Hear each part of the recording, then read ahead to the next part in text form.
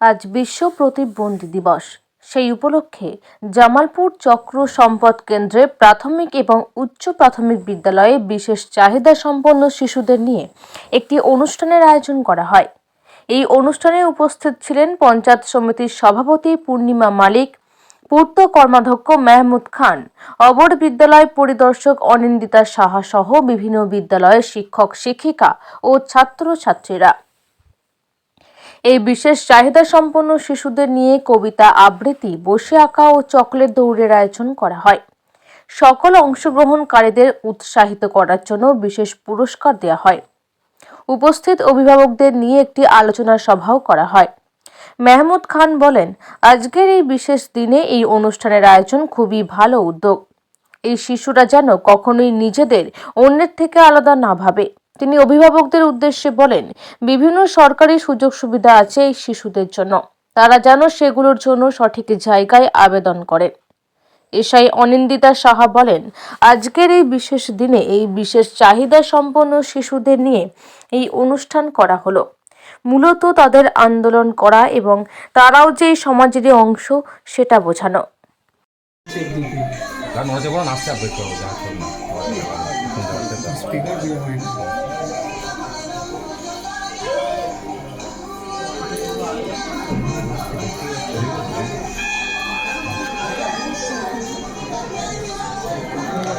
যারা দেখতে পাবেন আমি দেখতে যাবো পরে বুঝলেন।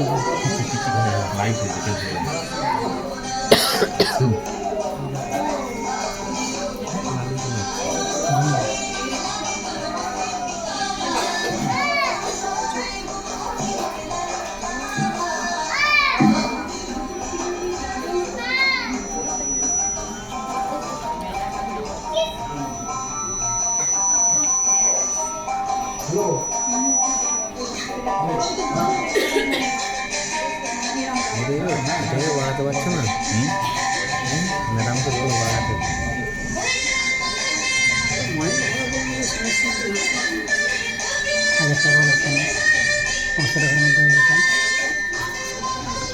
আমাদের সাউন্ড সিস্টেম ছিল তো টানতে পারতেন